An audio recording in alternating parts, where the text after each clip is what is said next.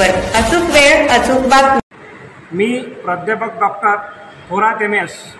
मी गेले 14 वर्ष KN भिशे महाविद्यालय कुर्डुवाडी या ठिकाणी अध्यापनाचं काम करत आहे.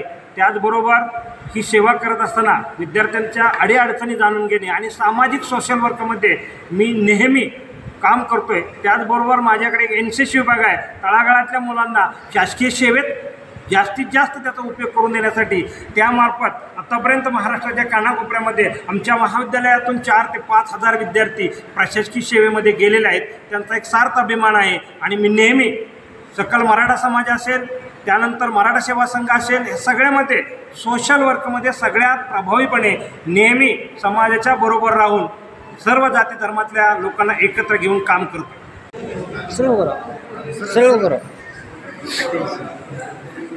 या महाराष्ट्रातील संबंध जी प्रमाणपत्र मिळालेले आहे, OBC प्रमाणपत्र मिळालेले आहे, ही OBC प्रमाणपत्र आपल्या पाल्याच्या दाखल्यामध्ये दुरुस्ती करण्यासाठी त्याचा उपयोग करता येतो. आपलं पाल्य जर इयत्ता 1ली पासून 10वी पर्यंत जर शिकत असेल तर त्याच्या दाखल्यामध्ये दुरुस्ती करण्याचा अधिकार माननीय शिक्षणाधिकारी यांना आहे.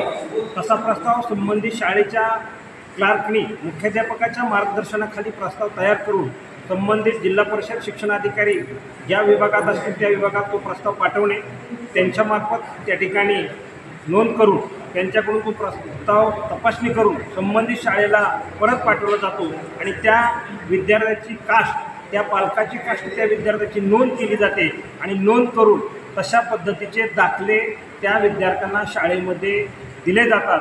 इयत्ता 1ली ते 10वी पर्यंत हा प्राथमिक व माध्यमिक विभाग आहे आणि उच्च माध्यमिक विभागामध्ये उपसंचालक जे आहेत त्या उपसंचालक ऑफिसला सुद्धा असा आदेश आहे.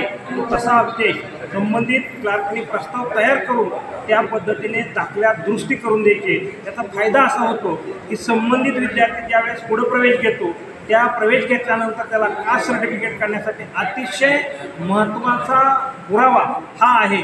त्यामुळं दाखल्यामध्ये त्याची कास्ट आल्यानंतर त्याला लवकरात लवकर त्याची कास्ट व्हॅलिडिटी मिळते आणि कास्ट व्हॅलिडिटी मिळाल्यामुळे त्याला नोकरीमध्ये, शिक्षणामध्ये त्याचा सगळ्यात मोठा फायदा होतो.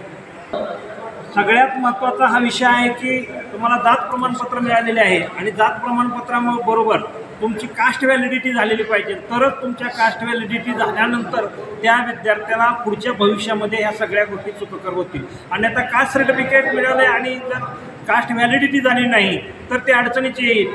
फक्त विद्यार्थी 11वीमध्ये जर प्रवेश घेतला, 12वीमध्ये प्रवेश घेतला, आर्ट, कॉमर्स, सायन्स, डिप्लोमा संबंध महाराष्ट्रात कुठेही असू द्या, त्या विद्यार्थ्यांनी त्या शाळेच्या क्लार्कमार्फत आपले स्वतंत्र प्रस्ताव कास्ट व्हॅलिडिटी तयार करून संबंधित शिक्षण विभागाला पाठवले गेले पाहिजे, संबंधित कास्ट व्हॅलिडिटी विभागाला पाठवले गेले पाहिजेत आणि कास्ट व्हॅलिडिटी विभाग हे सगळं बघून लवकरात लवकर त्या विद्यार्थ्यांना शाळेच्या मार्फत कास्ट व्हॅलिडिटी देण्याचा सगळ्यात महत्त्वाचा उपयोग केला जातो आणि सगळ्यात महत्त्वाचा फायदा हा विद्यार्थ्यांना होतो. शाळेमार्फत त्या विद्यार्थ्यांना कास्ट व्हॅलिडिटी मिळते. म्हणून 11वीमधल्या विद्यार्थ्यांनी त्वरित महाराष्ट्रातल्या जेवढ्या विद्यार्थ्यांना सर्टिफिकेट मिळालेले आहेत त्या विद्यार्थ्यांनी आपले कास्ट व्हॅलिडिटीचे प्रस्ताव तयार करून जे ऑफिस असेल त्या ऑफिसला प्रस्ताव दाखल करावेत. लवकरात लवकर तुम्हाला हे त्या ठिकाणी कास्ट व्हॅलिडिटी करून ती कास्ट व्हॅलिडिटी मिळेल. आजच आपल्या लक्षवेध न्यूज नेटवर्क या चॅनलला सबस्क्राईब करा, व्हिडिओला लाईक करा.